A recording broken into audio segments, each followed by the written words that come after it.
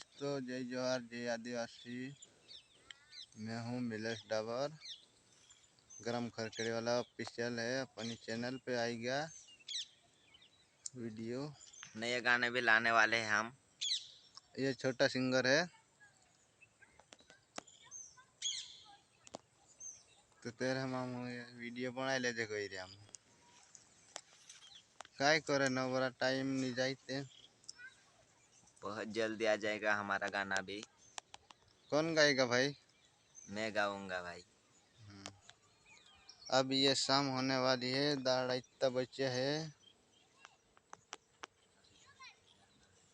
अभी हमको फिर घर पे जाना है। फिर नया अपना ब्लॉग आएगा तब मिलेंगे।